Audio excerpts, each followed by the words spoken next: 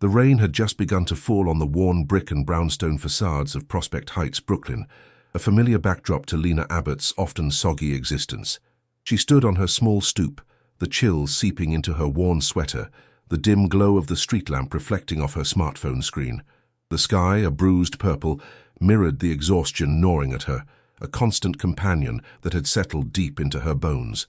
Her fingers, still trembling slightly from the raw emotion that had just poured out, were wrapped tightly around the phone, its cool surface a stark contrast to the burning mortification that was beginning to creep up her neck. And then, impossibly, a sleek, obsidian-colored Rolls-Royce Ghost, a vehicle so utterly out of place it felt like a hallucination, purred to a stop directly in front of Lena's building. Her gaze, which had been fixed on the blurry text message she'd just sent, snapped up, drawn by the almost unnatural silence of its arrival.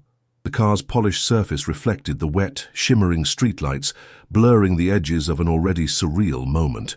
Her heart, already a frantic drum against her ribs, pounded harder, a disorienting rhythm that seemed to echo in the damp evening air. The back door opened silently, with the effortless grace of something infinitely expensive, and a man emerged. He was impossibly tall, broad-shouldered, and impeccably dressed in a bespoke navy suit that seemed to repel the misting rain.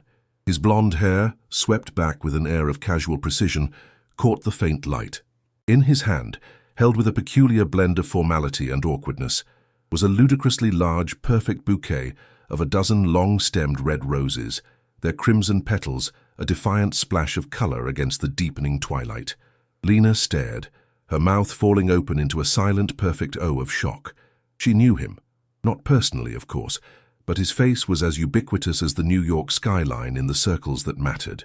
Ethan Vance, the visionary CEO of Vance Innovations, a name whispered with reverence in tech and philanthropy circles.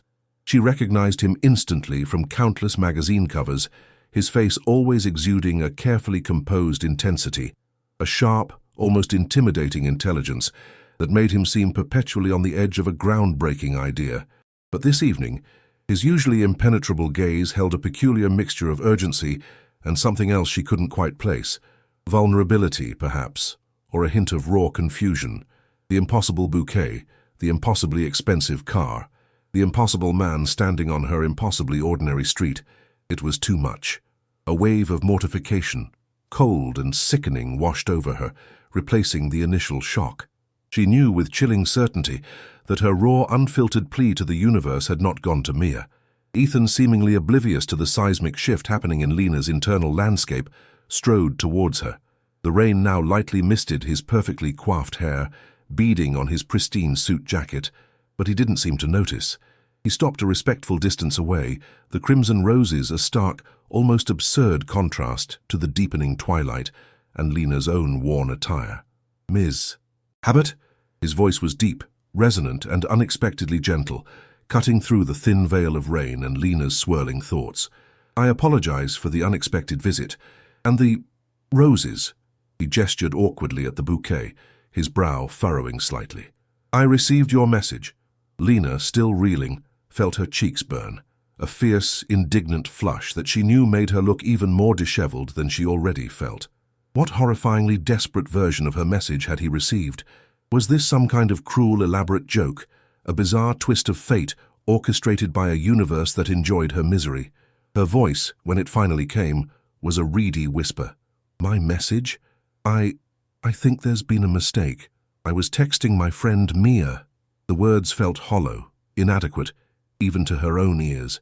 How could she explain the raw, ugly truth of that text to a man who lived in a world of polished surfaces and controlled narratives?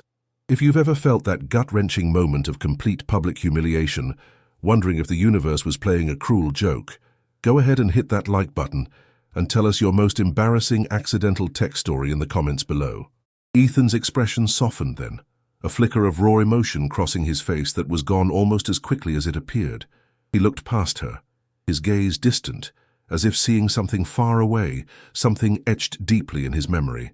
"I know," he said quietly, his voice now tinged with an unexpected sorrow. "The number you texted, it belonged to my late sister. Her name was Mia." The air thickened with unspoken grief and misunderstanding, a sudden heavy blanket, that smothered the last vestiges of Lena's indignation. The rain seemed to fall harder, each drop a tiny punctuation mark on the impossible silence that stretched between them. Lena's mind, which moments ago had been racing with panic and embarrassment, now felt strangely numb, trying to process this new, devastating layer of the impossible. But to truly understand the depth of the chasm that separated these two souls, and the improbable bridge that was about to form on a damp Brooklyn evening, we need to rewind a little, back to the relentless rhythm of Lena Abbott's life, before a Rolls-Royce appeared on her quiet street, before an accidental text sent her raw, vulnerable truth into the orbit of a man she knew only from the glossy pages of business magazines. Lena Abbott's life was a carefully orchestrated symphony of near misses, late nights, and the fierce, unwavering love for her 5-year-old daughter, Chloe. Every morning began before dawn, the insistent chirp of her phone alarm slicing through the thin quiet of their small 2-bedroom apartment in Prospect Heights. Her hands, calloused despite their slender appearance, would move with practiced efficiency through the rituals of coffee brewing and pancake making, her mind already cataloguing the day's impending battles. The daily grind, a bustling coffee shop in Park Slope, was her battleground. 4 years she had poured cappuccinos, wiped down sticky counters, and offered a forced, pleasant smile to customers who often saw her as little more than a service automaton. It was a job, one that paid just enough to keep the wolves at bay, but it was miles away from the vibrant, creative career she dreamed of. Lena had a degree in graphic design, a portfolio bursting with imaginative, colorful concepts, particularly for children's educational media. She saw the world in vibrant hues and playful fonts, dreaming of creating apps that would spark joy and learning in young minds, especially those from underserved communities like her own. But between her double shifts, Chloe's kindergarten schedule, and the constant scramble to cover rent and groceries, there was precious little time or energy left for dreams. They felt like distant stars, beautiful but unreachable. Their apartment, though small and showing its age in peeling paint and creaking floorboards, was Lena's sanctuary. She had transformed it into a vibrant, cozy haven for Chloe, her fiercely bright and observant daughter. Chloe's artwork, brightly colored crayon drawings of fantastical creatures and smiling suns, adorned every available surface. Lena would often find herself staring at them, a warm glow spreading through her chest, her exhaustion momentarily forgotten. Chloe was her anchor, her reason, the tiny, shining beacon that kept her fighting through every challenging day. Her best friend, Mia Rodriguez, was the only person who truly saw the Lena beneath the worn apron and the perpetual weariness. Mia, a vibrant, no-nonsense elementary school teacher, was Lena's sounding board, her confidant, the one who listened without judgment as Lena articulated her fears and frustrations. Their friendship was a lifeline, a shared history of struggle and resilience that had solidified over years of late-night phone calls and hurried coffee breaks. It was to Mia that Lena had intended to send that desperate text. That particular Tuesday had been a marathon of small, relentless defeats. A double shift at the daily grind meant 12 hours on her feet, the clatter of ceramic and the incessant hum of the espresso machine a constant drone in her ears. A rude customer had spilled a full latte, soaking Lena's only decent work pants. Then, a frantic call from Chloe's kindergarten. A minor playground scuffle, nothing serious, but it had required Lena to leave work early, losing precious hours and tips. The worry, the guilt, the constant mental calculations of how to make up the lost income. It was an invisible weight she carried everywhere, but the final straw had arrived with the mail. A stark, unforgiving notice from the landlord, its crisp white paper, a jarring contrast to the familiar chaos of her kitchen table. The rent was overdue. Again, the threat of eviction, a dark cloud that often hovered on the periphery of her awareness, suddenly loomed large, cold, and imminent. It wasn't just about her anymore. It was about Chloe, about the security of their tiny home, about the fragile illusion of stability she worked so hard to maintain. That evening, after Chloe was finally asleep, nestled in her small bed surrounded by her stuffed animals, Lena had collapsed onto the worn sofa, the landlord's notice still clutched in her hand. The rain outside had just begun, a soft patter against the window pane, mirroring the soft, steady stream of tears that had finally begun to fall down her face. She felt utterly depleted, utterly alone. The sheer weight of always fighting, always scrambling, always worrying, had finally pushed her to the edge. Reaching for her phone, her fingers numb with fatigue, she scrolled to Mia's contact. Her thumb hovered. Then, with a surge of raw, unfiltered emotion, she began to type. It wasn't just a text. It was a desperate whisper into the void, a cry for help that had been building for years. "Mia, I don't know how much more I can take. Just once, I wish someone would see me, truly see me, and offer a real chance. A chance for Chloe and me to have a life that isn't always on the edge. I'm so tired of fighting alone." She hit send, the screen blurring with a single tear she quickly wiped away, hoping for a word of encouragement, a reminder that she wasn't invisible. She just needed to know someone was listening. Little did she know that desperate plea, meant for the understanding heart of her best friend, had found its way instead into the silent, guarded world of Ethan Vance, a world of power, wealth, and an unspeakable grief that would, in the most unexpected way, intertwine with her own. And now, he stood on her stoop, a phantom from another reality, holding a bouquet of red roses and a truth that would shake Lena's carefully constructed world to its very core. The life she knew, the one she fought so hard to maintain, was about to be irrevocably changed by the most improbable of mistakes. The air thickened with unspoken grief and misunderstanding. The rain, now a steady drizzle, seemed to fall heavier, each drop amplifying the fragile silence that stretched between Lena and Ethan. Lena's initial mortification, a hot, fiery wave, began to recede, replaced by a cold, unsettling empathy. The man standing before her, the impossibly wealthy CEO, was suddenly not just an intimidating figure from magazine covers, but a person grappling with a loss as profound and common as her own daily struggles. His face, usually a mask of composed intensity, now carried a subtle, almost imperceptible tremor of sorrow around his eyes. "Mia Vance," he repeated, his gaze still fixed somewhere beyond Lena, lost in a landscape of memory. "My sister. She passed away 5 years ago in an accident." His voice was low, carefully modulated, but Lena could hear the strain, the carefully contained grief that pulsed beneath the surface. I kept her old number active. A silent tribute, I suppose. A thread to a past I couldn't quite let go of." He looked at Lena then, his eyes the color of a stormy sea finally meeting hers, and in them she saw not pity, but a profound, almost mirrored pain. Lena felt a chill that had nothing to do with the damp evening air. Her phone, still clutched in her hand, felt impossibly heavy, a silent, accidental messenger of a tragedy she could barely fathom. The raw, desperate plea she had sent, born of her own exhaustion and despair, had landed not in the sympathetic ear of her best friend, but in a space charged with Ethan Vance's unresolved sorrow and guilt. The irony was devastating. Ethan continued, his voice a little softer now, as if unburdening himself of a heavy secret. "My sister. She struggled with depression, and in my darkest moments after she was gone, I always wished she had reached out, truly reached out, before it was too late." He paused, a deep shuddering breath filling the space between his words. "Your message, Miss Abbott, your raw, honest plea for a chance, for someone to see you, it triggered something, an immediate, almost primal response in me. Not romantic interest," he quickly clarified, his cheeks coloring faintly, "but a profound, overwhelming compulsion to answer a silent cry for help that I had missed once before." He looked down at the bouquet of roses in his hand, a small, self-deprecating smile touching his lips. The roses, he admitted almost shyly, were an impulsive, ill-conceived attempt to offer something, anything, in response to such naked vulnerability. I wanted to offer a tangible sign that someone was listening, someone did see. He lifted his eyes to hers again, and this time, the vulnerability in his gaze was unmistakable, disarming. I didn't want to miss the signal again. Lena stood utterly still, her initial mortification now completely eclipsed by the weight of his confession.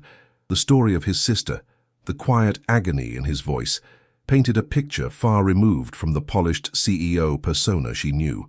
There was no pretense, no condescension, only a raw, almost childlike honesty in his admission. She tried to dismiss him, to insist on the mistake, to politely but firmly close this bizarre chapter of her life. "Mr. Vance, she began, her voice still a little shaky. I truly appreciate your concern, but this is clearly a misunderstanding. I wouldn't want you to feel any obligation. I'm fine. Really. It was just a moment of weakness. I should go inside. She made a small, hesitant gesture towards her door, hoping he would take the hint and simply disappear back into the sleek black car. But Ethan, usually a man of precise movements and calculated decisions, was uncharacteristically persistent. He took a small step closer, the roses still held between them like a barrier and an offering.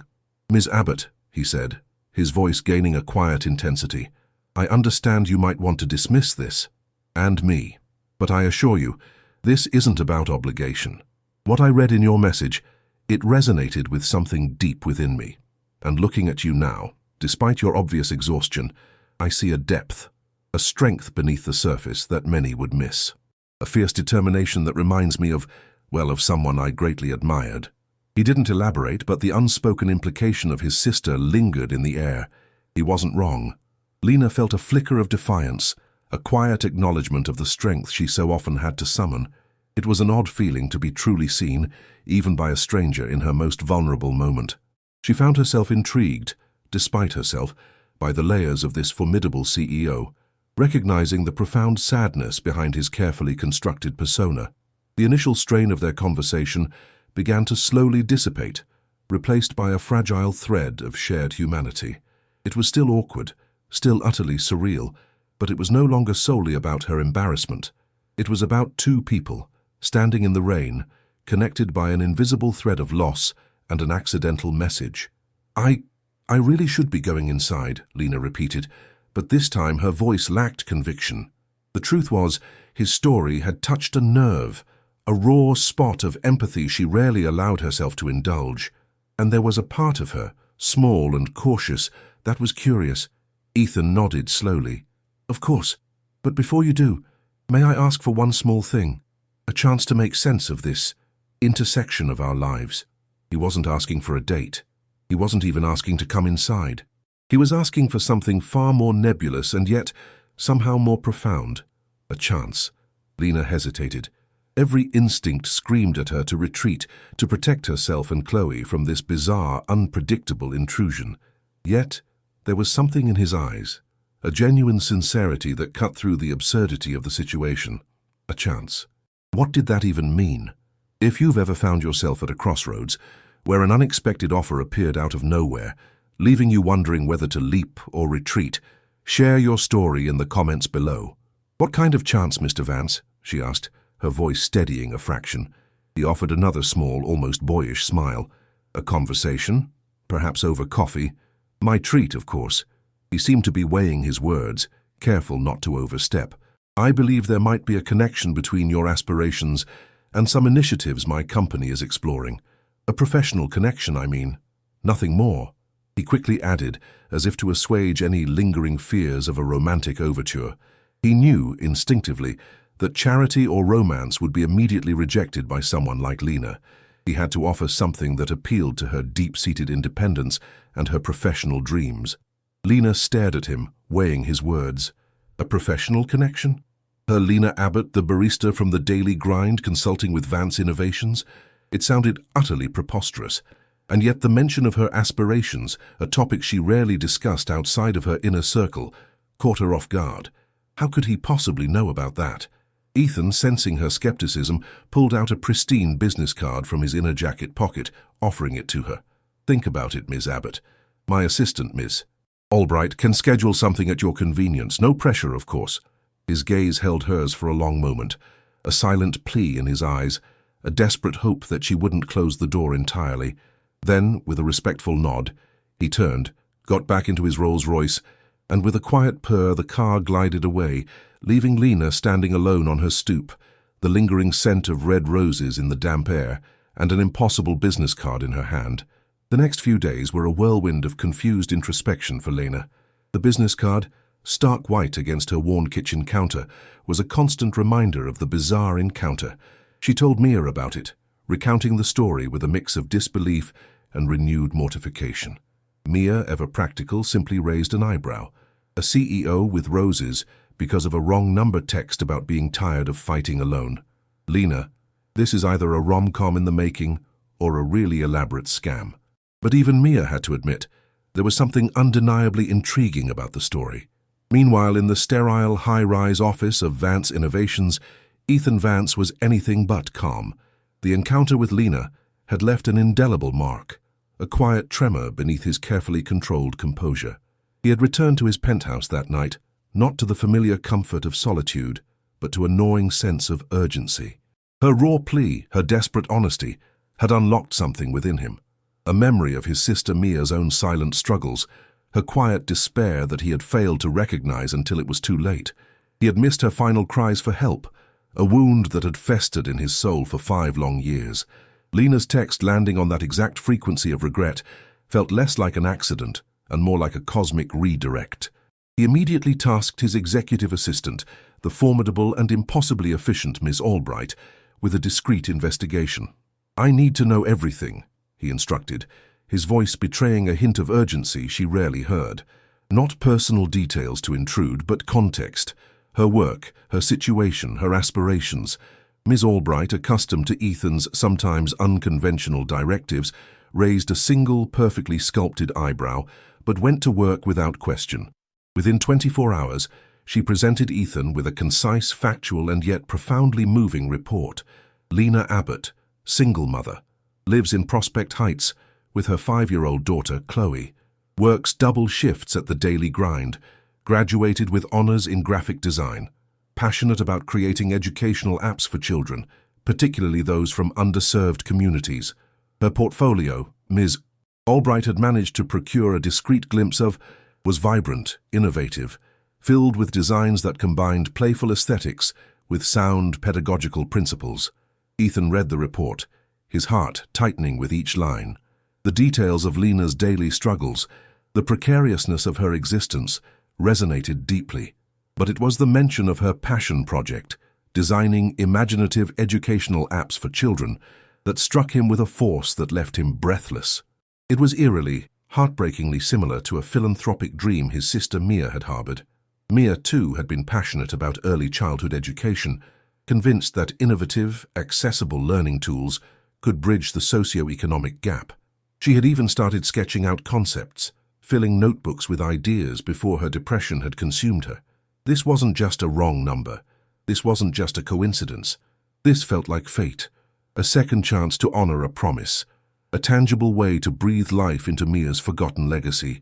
He spent hours poring over Lena's online portfolio, captivated by her sharp mind, her intuitive understanding of human connection, and her grounded perspective, a stark contrast to the often superficial world he inhabited. Her designs weren't just pretty, they were infused with genuine empathy and a deep understanding of what made children learn and engage. The next morning, Lena, still wrestling with the conflicting impulses to ignore or investigate, decided to call the number on the business card. To her surprise, Ms. Albright answered promptly, her voice crisp and professional. A meeting was set, not in Ethan's imposing office, but at a more neutral, understated cafe, chosen specifically to ease Lena's apprehension. The meeting was, against all odds, productive. Ethan didn't offer charity, which Lena would have immediately rejected. Instead, he offered genuine opportunities. He spoke of an upcoming small venture within Vance Innovations that needed a fresh, creative graphic designer for a minor project, a children's book illustration series for a corporate social responsibility initiative. The pay was modest but fair, and it allowed Lena to work remotely on her own schedule. It was a lifeline, a chance to use her actual skills to step away from the espresso machine, even if only for a few hours a week. Warily but hopefully, Lena accepted. The small project quickly proved to Ethan that his instincts were correct. Lena's work was exceptional, her creativity boundless, her attention to detail impeccable. She delivered high-quality work, always on time, often exceeding expectations. He watched her, fascinated as she navigated the challenges, not with the polished ease of a seasoned corporate professional, but with the quiet determination of someone who valued every opportunity. As their professional interactions continued, Ethan, still subtly guided by the eerie resemblance between Lena's vision and Mia's dreams, took a bolder step. He invited Lena to consult on a new educational initiative his company was developing, one that had been stalled for months due to a lack of genuine intuitive understanding of its target audience, children from diverse backgrounds. He presented it not as a favor, but as a critical need, emphasizing Lena's unique perspective and experience as a single mother navigating the challenges of urban education. This time, the stakes were higher, the project more central to Vance Innovations' philanthropic arm. It was a chance for Lena to finally bring her full creative and strategic thinking to the table. Lena, still guarded but increasingly curious, found herself drawn into the world of Vance Innovations. She was surprised to find Ethan, for all his wealth and power, to be genuinely invested, actively listening to her ideas, challenging them thoughtfully, and valuing her input. He wasn't just a CEO. He was a brilliant, driven individual, haunted by something she was slowly beginning to understand. Their collaboration on the educational initiative blossomed. They spent countless evenings in video calls, discussing not just code and design, but dreams, fears, and the messy realities of life. Ethan found himself trading early morning corporate strategy sessions for impromptu pancake breakfasts with Chloe, who, with her bright, inquisitive eyes, quickly took to Ethan's quiet kindness. He learned to navigate the simple chaos of Lena's small kitchen, a stark departure from his pristine, lonely penthouse in Manhattan. He found a peculiar comfort in the innocent chatter of Chloe, the genuine laughter that filled the apartment, a stark contrast to the silence that had pervaded his own life for so long. Lena, in turn, began to see beyond the CEO facade, recognizing the profound grief and isolation that had shaped him. She saw the moments where his gaze would drift, lost in a quiet sorrow, the slight tension in his shoulders that hinted at a burden he carried alone. The red roses, initially a symbol of their awkward, mortifying encounter, gradually transformed into a silent reminder of the fragile, unexpected beginning of their connection. What had started as a wrong number and a gesture of impulse was slowly, almost imperceptibly weaving two disparate lives together, each finding something profoundly missing in the other. But despite the growing connection, obstacles remained, deeply ingrained fears and patterns that threatened to unravel the delicate tapestry they were beginning to weave. The delicate tapestry, woven from accidental texts and shared vulnerabilities, was still fragile. Lena wrestled with a lifetime of independence, a deep-seated fear of relying on anyone after years of battling alone. Her childhood, marked by a single mother's tireless struggle and the constant specter of financial instability, had instilled in her a fierce self-reliance.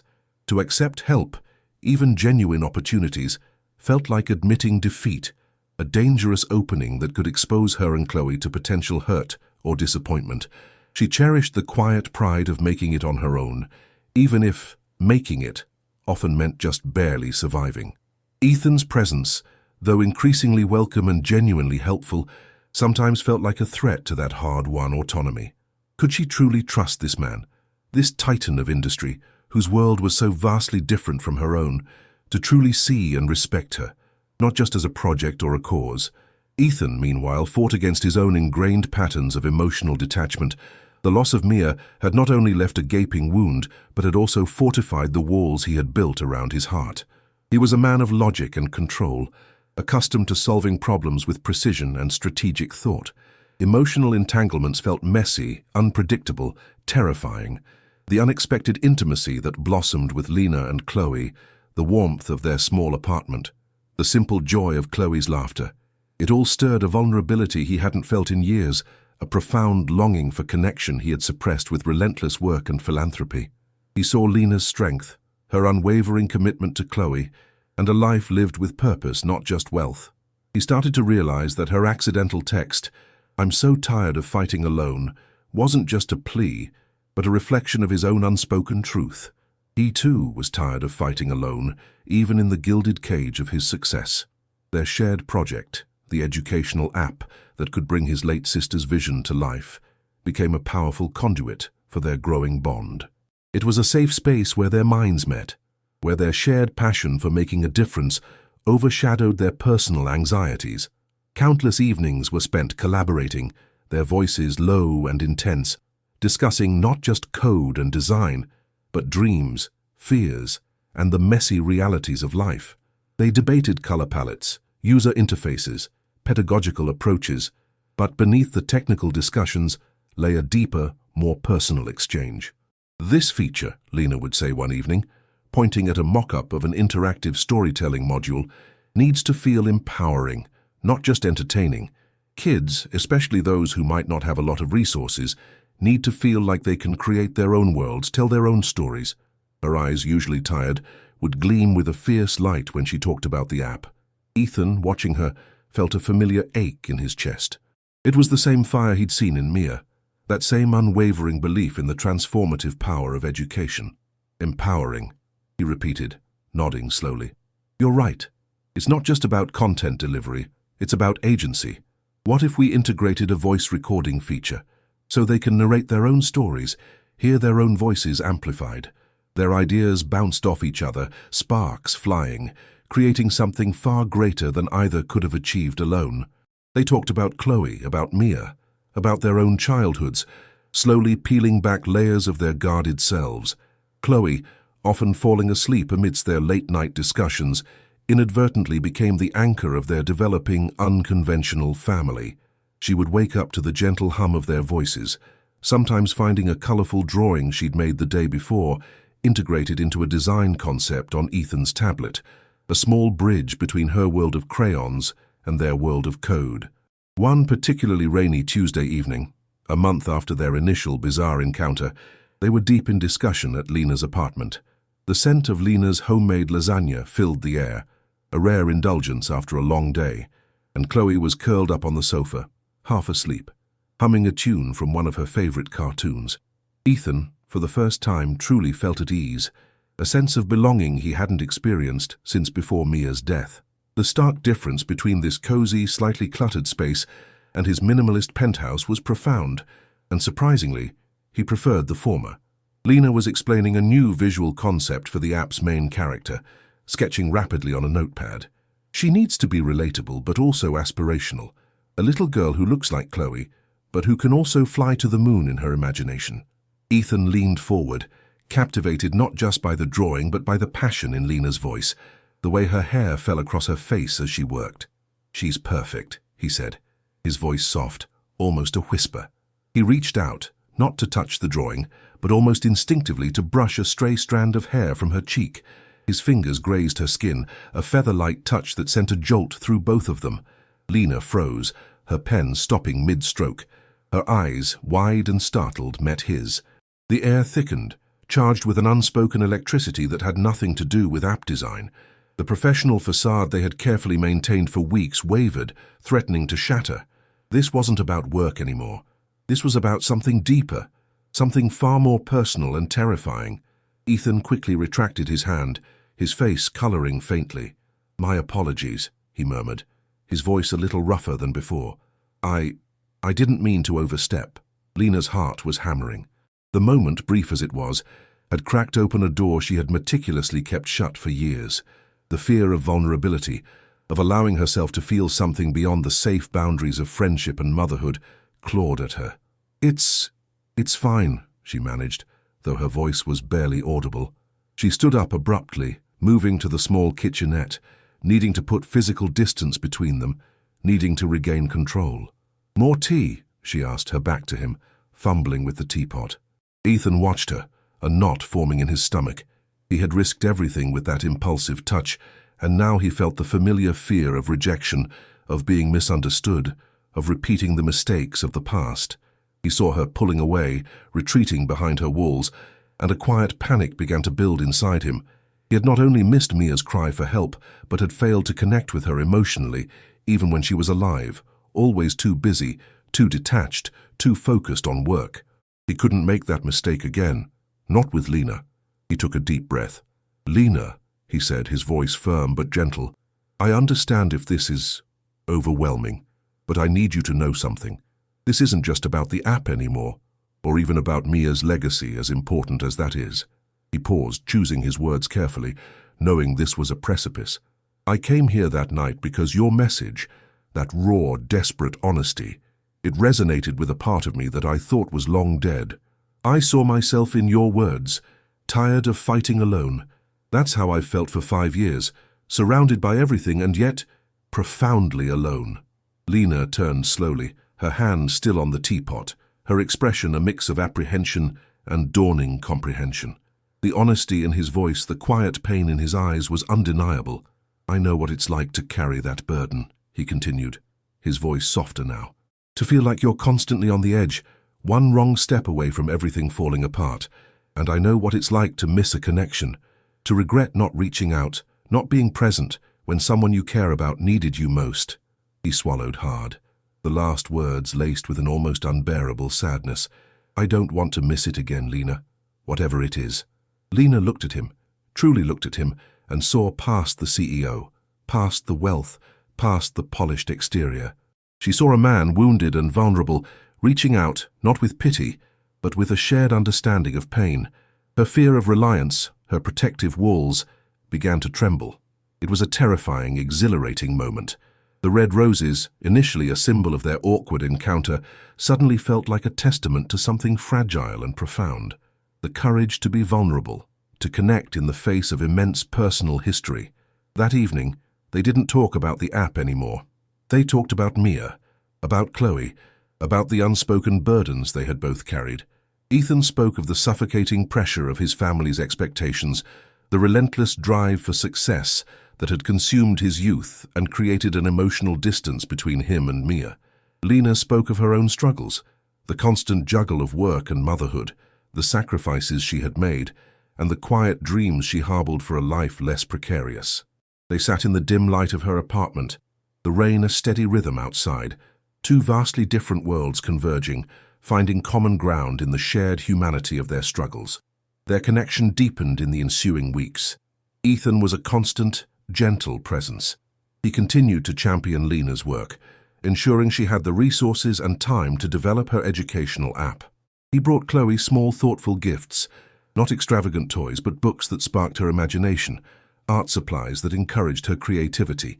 He would often arrive early for their work sessions, staying to help Chloe with her homework or patiently reading her bedtime stories.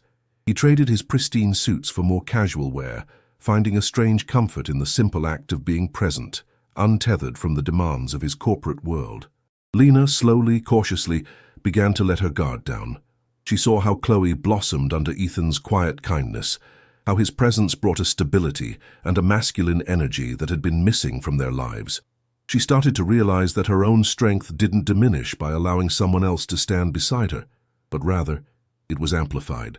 She was still independent, still fiercely herself, but now she had a partner, a true ally, someone who saw her not just as a single mother or a barista with dreams, but as a brilliant, resilient woman worthy of support and love.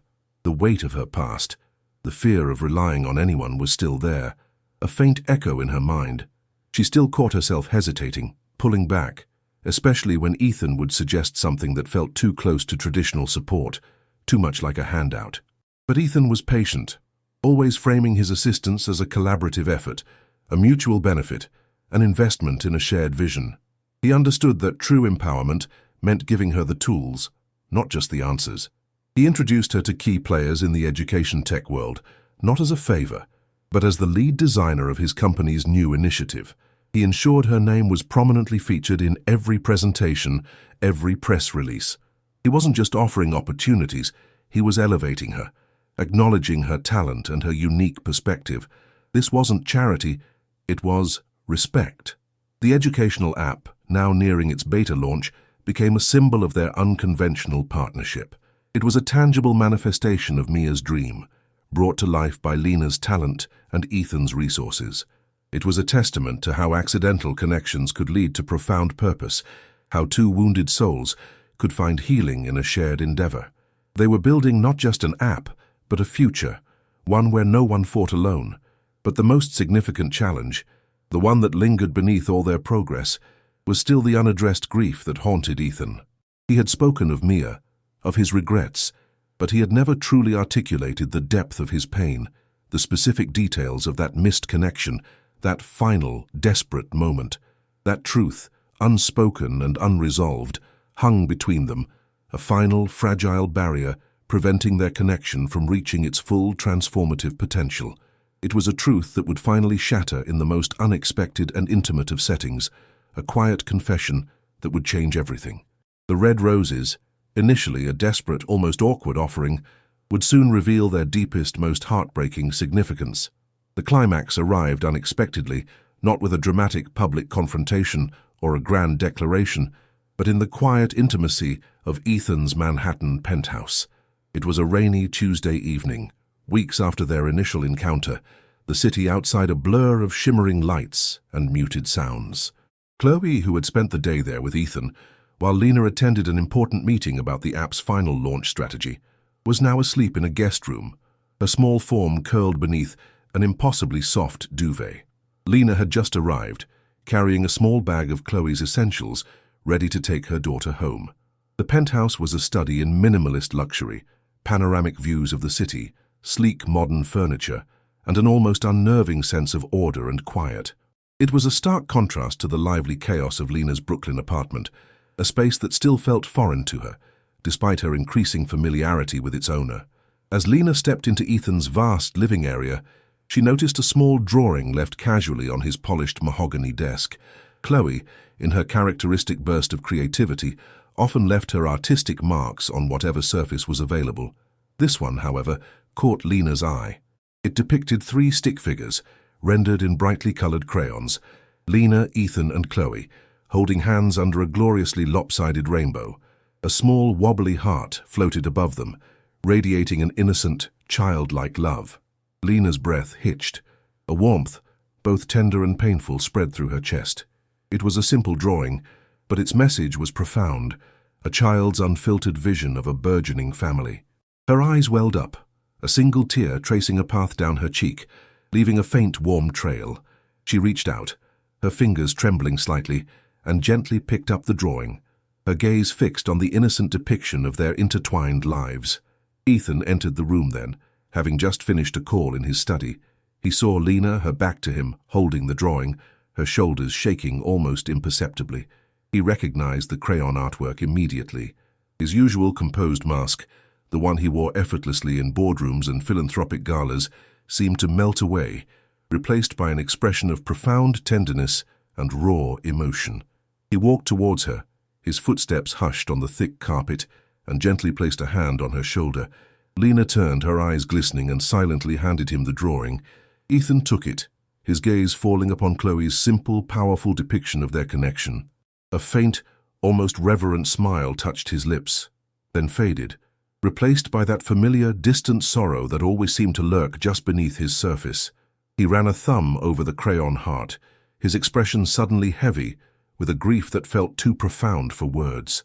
She sees us," Lena whispered, her voice thick with emotion. "She sees us as a family." Ethan nodded slowly, his eyes still on the drawing. "She does," he agreed, his voice a low rumble, thick with unaddressed grief. He swallowed hard, his Adam's apple bobbing. The weight of the moment, the innocent power of Chloe's drawing, had finally shattered his remaining defenses. He looked up, his stormy eyes meeting Lena's, and in them she saw a depth of pain she had only glimpsed before. "Lena," he began, his voice barely above a whisper, raw and fragile, as if each word was a physical effort. "There's something I need to tell you, about that night, about the number." He took a deep, shaky breath, the kind that spoke of years of suppression, of untold sorrow. "The number you texted. It wasn't just Mia's old number. It was the number Mia had used in her final, desperate attempts to reach me." The words hung in the air, heavy and devastating. Lena felt a cold wave wash over her, a sudden, sickening comprehension. Her mind replayed Ethan's earlier confession, his admission of missing Mia's cries for help, of wishing she had truly reached out. Now the full, crushing weight of that regret was revealed. Ethan continued, his voice gaining a quiet, aching intensity. "She called me, multiple times that night. I was in a board meeting. My phone was on silent. I saw the missed calls later, hours later, but by then, it was too late." His voice cracked, the carefully constructed composure finally crumbling. "She was gone, and I never answered her final call, her final plea for connection." A single tear, stark against his composed features, traced a path down his cheek. "Lena, your text, that desperate, yearning message, it landed on the exact emotional coordinates of my deepest regret. It felt like a second chance, a chance to answer a cry for connection that I had tragically missed once before. He looked at the red roses, which were still a powerful image in Lena's memory, a symbol of that awkward, surreal night. The roses, he confessed, his voice barely audible, had been an impulsive, almost desperate attempt to reach out, to not miss this signal again, a silent promise to myself that I would not fail another person in need. The revelation hung between them, a tangible presence heavy with years of unspoken grief and guilt. Lena felt her own tears streaming freely now, not just for Ethan but for Mia, for the silent suffering that had led to such a tragedy, and for the profound, almost miraculous way their lives had intersected. His carefully guarded secret, his deepest wound, was finally exposed, raw and vulnerable. In that moment, Lena understood everything, the almost frantic urgency in his eyes that first night, his uncharacteristic persistence, his unwavering dedication to her app, which was not just about philanthropy, but about honoring a ghost, about redeeming a past he couldn't change, his quiet kindness towards Chloe, a small, vibrant echo of the sister he had lost, his own unspoken truth of being tired of fighting alone. This profound shared vulnerability shattered their remaining defenses. Lena, no longer afraid of dependence, no longer seeing acceptance of help as a weakness, realized her own strength didn't diminish by allowing someone else to stand beside her. In fact, it was amplified. She understood that relying on someone, truly sharing the burden, was not a surrender of self, but an act of profound courage and trust. Her fierce independence, forged in the fires of survival, now found a new dimension, the courage to be open, to be loved, to allow herself to be seen. Ethan, finally confronting the ghost of his sister, understood that true connection wasn't about control or wealth, but about shared humanity and the courage to be present. The years of guilt, the gnawing regret, began to loosen their icy grip on his heart. He understood that he couldn't bring Mia back, but he could honor her memory by answering the cry for connection he had missed. Lena's text and her presence in his life was not a replacement for Mia, but a path towards healing, a reminder that connection, even when accidental, could be redemptive. He reached out, this time with a deliberate, trembling hand, and gently took Lena's hand in his. Her fingers intertwined with his, a silent acknowledgement of their shared pain, their newfound understanding. Their connection wasn't a mistake or an accident, but a convergence of two wounded souls, finding healing, meaning, and belonging in each other. The red roses, initially a symbol of their awkward encounter, had now become a poignant reminder of the fragile, painful, and ultimately beautiful beginning of their intertwined lives. They had found each other not through a dating app or a chance meeting, but through a text message sent to the wrong number, a desperate whisper into the void that was, in fact, heard. The world outside the penthouse window, once a blur of indifferent city lights, now seemed to shimmer with a new kind of promise. The rain continued to fall, a gentle blessing on their shared moment of raw, transformative truth. For the first time in a very long time, Ethan Vance felt a peace he hadn't known was possible, a lightness in his chest where grief had once resided, and Lena Abbott, who had spent a lifetime fighting alone, finally felt seen, truly seen, not just for her struggles but for her strength, her talent, and her profound capacity for love. The journey of healing, learning to trust and building a future, one where no one fought alone, had just begun. They stood there, hands clasped, two unlikely figures brought together by an accidental message, ready to face whatever came next, together. Their story, forged in vulnerability and second chances, was far from over.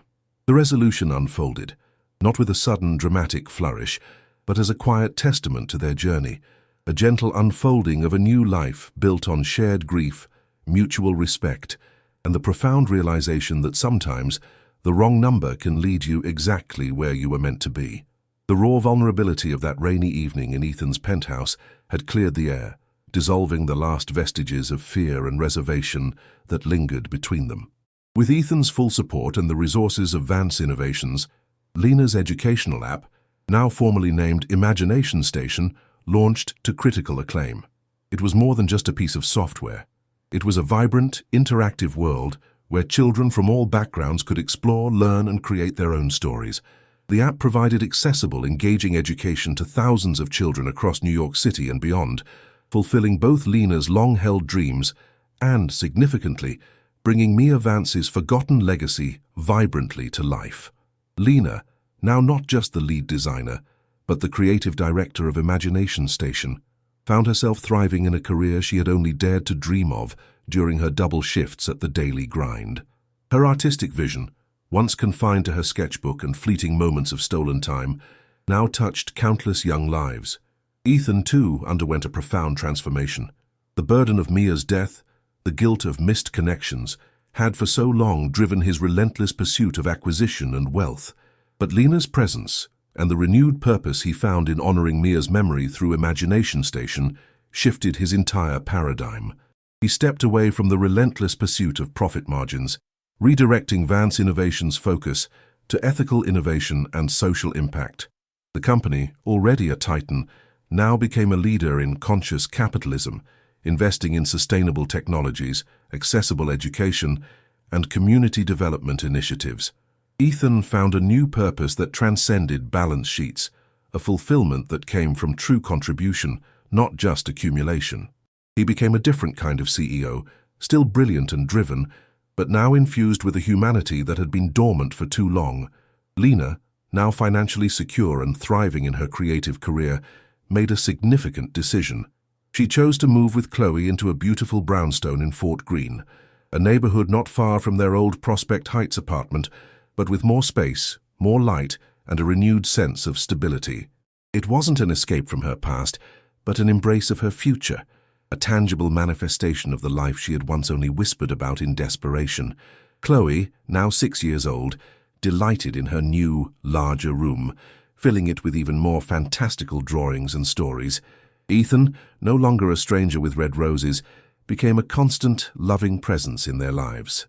He often brought Lena's favorite peonies, a quiet symbol of enduring affection, and a gentle reminder that their connection, though rooted in an accidental text and a bouquet of red roses, had blossomed into something beautiful and real. He was there for Chloe's school plays, for Lena's app launches, for quiet evenings filled with laughter and shared meals. He learned the rhythm of their life, finding joy in the simple, everyday moments that had once seemed foreign to him.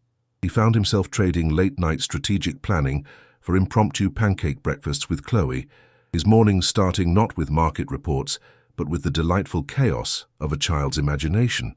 He often arrived early, bringing not only breakfast, but a quiet presence that made Lena's mornings feel less rushed, more supported. He learned to appreciate the imperfect beauty of everyday life, a stark contrast to the sterile perfection of his former existence. Their relationship, forged in the crucible of shared vulnerability, was not a fairy tale of instant romance, but a story of two people who chose to build a family founded on mutual respect, deep understanding, and a profound commitment to each other's healing. There were still moments of vulnerability, of old fears resurfacing, but now they faced them together. Lena still caught herself reaching for too much independence, but Ethan would gently remind her that strength wasn't about carrying every burden alone, but knowing when to lean on someone who loved her.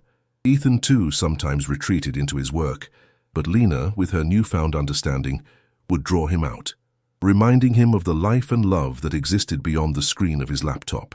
One sunny afternoon, nearly a year after that fateful rainy evening, they were at a small park overlooking the East River, Chloe excitedly chasing pigeons, while Lena and Ethan sat on a bench, their hands intertwined. The city skyline sparkled, a backdrop to their quiet contentment. Chloe, with her bright, inquisitive eyes, suddenly pointed at a distant ferry, its white wake shimmering in the sunlight. "Look, Daddy Ethan!" she exclaimed, her voice ringing with pure, unadulterated joy. The unexpected appellation, a spontaneous choice from a child's loving heart, brought tears to Lena's eyes and a rare, open smile to Ethan's face. It was a moment of profound, simple truth, a quiet acknowledgement of the family they had become. Ethan squeezed Lena's hand, his gaze meeting hers, a silent world of understanding passing between them. He had never imagined he would hear those words, feel that profound connection, especially after Mia. But Chloe, in her innocent wisdom, had gifted him a new identity, a new purpose, a new home for his heart. Their life together was not without its complexities, but it was rich with meaning. Lena's app continued to thrive, expanding its reach, transforming education for children who needed it most. Ethan, fueled by purpose, continued to steer Vance Innovations towards a future of responsible innovation, a future where impact was as important as profit. They found a rhythm, a cadence that harmonized their individual ambitions with their shared family life. They were a testament to the unexpected power of vulnerability, the quiet strength of second chances, and the profound realization that connection, even when found through a wrong number, could lead to the most right of destinations. The story of Lena Abbott and Ethan Vance, of a single mother and a CEO brought together by a desperate text and a bouquet of red roses, continued to unfold. It was a testament to the transformative power of empathy, a reminder that sometimes the greatest blessings arrive disguised as mistakes, and that even in our darkest moments, when we feel most alone, a single cry for help can resonate across impossible divides, creating a bridge to a future we never dared to imagine. Their journey of healing, learning to trust, and building a future, one where no one fought alone, had truly just begun. This story reminds us that even in our most desperate moments when we feel truly alone, a genuine cry for help can be heard and answered in the most unexpected ways. It highlights the profound impact of empathy and the transformative power of second chances, not just for those who receive them, but for those who offer them. If you've ever felt seen in a moment of vulnerability, or if this story touched your heart, please give this video a like, share it with someone who needs to hear it, and subscribe to our channel for more stories that explore the incredible connections that shape our lives. Remember, sometimes the greatest courage lies in simply reaching out.